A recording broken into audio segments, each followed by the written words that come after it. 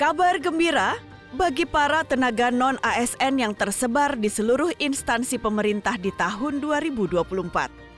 Pasalnya, kepastian nasib tenaga non-ASN atau honorer untuk diangkat menjadi ASN di tahun 2024 sudah ada titik terang. DPR RI bersama pemerintah sepakat menyelesaikan penataan tenaga non-ASN paling lambat Desember 2024. Kepastian tersebut diperjelas setelah rapat dengar pendapat antara Komisi 2 DPR RI dengan Menteri PAN-RB Abdullah Azwar Anas pada akhir Agustus 2024. Di tahun 2024, masih terdapat 1,7 juta tenaga non-ASN yang terdaftar di database BKN yang belum diangkat menjadi ASN P3K. Untuk itu, sesuai dengan amanat Undang-Undang Nomor 20 Tahun 2023 tentang Aparatur Sipil Negara, khususnya Pasal 66, DPR RI memastikan 1,7 juta tenaga non-ASN akan diangkat menjadi ASN P3K. Memasukkan seluruh yang sudah terdaftar di Badan Kepegawaian Negara agar masuk. Tiga problemnya. Satu, terkait dengan audit. Kemarin di undang-undang itu penyelesaian Desember itu diikuti dengan audit. Jangan sampai bahasa kami ada honorer siluman yang mengganggu honorer pejuang. Ya, honorer pejuang ini yang udah bertahun-tahun kerja, honorer siluman itu karena dekat sama kepala daerah atau elit di BKD macam-macam tiba-tiba masuk. Itulah. Sudah dicek oleh BPKP, sudah dicek juga oleh teman-teman BKN, kami tidak terlalu ketat. Ada angka 99%, ada 72%, ada 58%. Kami anggap 99 aja dulu, biar kasihan nanti. Jadi 99,99% yang ada di 1,7 bisa masuk semua. Nanti dalam perumusan konsinyering karena udah 2-3 sudah ada, mungkin minggu ini Pak Ibu Sesmen ya sama BKN dan anggota Dewan Terhormat bisa kita kerjakan. SKTT telah kami hilangkan Pak Ketua, terutama di guru sehingga sekarang tidak lagi jadi isu. Itu pun kami harus putuskan dengan Menko Polhukam supaya kami nggak keliru. Sehingga rapat di Menko Polhukam telah memutuskan karena masukan dari Pak Ketua Komisi 2, maka kemarin kita hilangkan SKTT khusus untuk guru, karena isu yang banyak dibalik guru. Jadi sekali lagi kami mohon maaf karena PP-nya tadi terlambat di internal pemerintah, kami ada koordinasi yang memang perlu pendalaman. Tentunya keberhasilan ini bukan hanya dilakukan tahun ini saja. DPR RI telah menyuarakan persoalan penataan tenaga honorer di Indonesia sejak tahun 2019. Telah banyak audiensi, pertemuan dengan masyarakat, bahkan rapat kerja yang dilakukan oleh DPR RI untuk mencari solusi terbaik menyelesaikan status serta kesejahteraan tenaga honorer.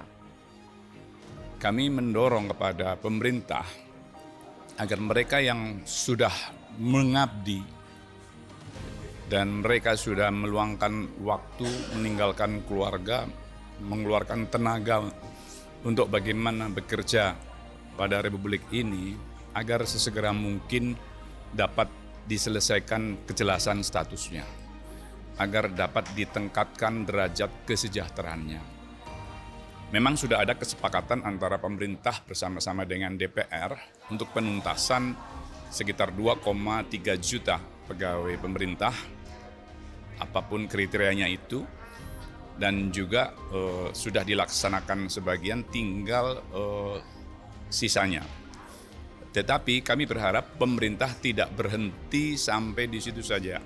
Karena apa? Nyata di lapangan, faktanya masih banyak sahabat-sahabat kita yang memang sudah bekerja puluhan tahun mengabdi pada Republik Indonesia ini, belum ada kejelasan statusnya.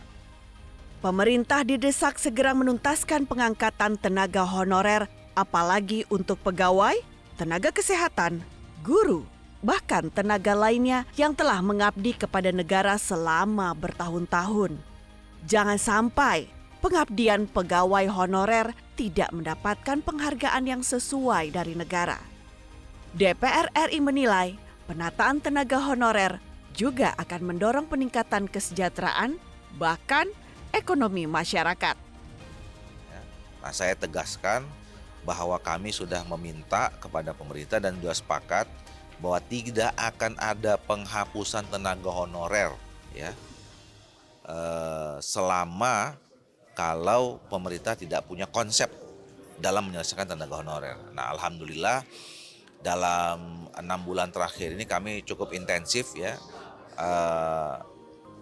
baik secara formal dalam pembicaraan masalah undang-undang ASN maupun secara informal dengan Menteri Pan-RB. Kami sudah menemukan beberapa titik temu ya.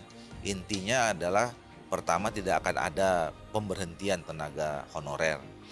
Yang kedua adalah tidak akan ada penurunan ya, tingkat kesejahteraan atau salary dari tenaga honorer yang selama ini mereka terima.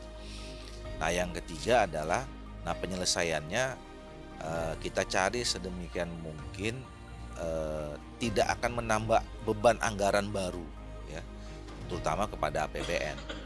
Nah, tinggal yang sekarang masih dalam diskusi adalah soal status ya, status mereka apakah kemudian nanti apakah jadi ASN ya, mungkin masuknya jadi P3K. Nah, P3K juga di dalam undang-undang yang baru nanti akan dijelaskan, ada P3K penuh, ada P3K paruh waktu ya. Nah, itu adalah dalam rangka untuk mengakomodir status. Pemerintah telah menyiapkan alternatif mengangkat P3K paruh waktu ketika pengangkatan P3K tetap belum dimungkinkan. Hal ini memastikan tidak akan ada pemberhentian tenaga honorer di Indonesia. DPR RI tentunya berharap perjuangan yang dilakukan sejak periode 2019 sampai 2024 tidak sia-sia. Pengangkatan tenaga honorer menjadi ASN P3K di tahun 2024 mampu menambah semangat para pegawai dalam bekerja dan memberikan kontribusi positif dalam pembangunan Indonesia.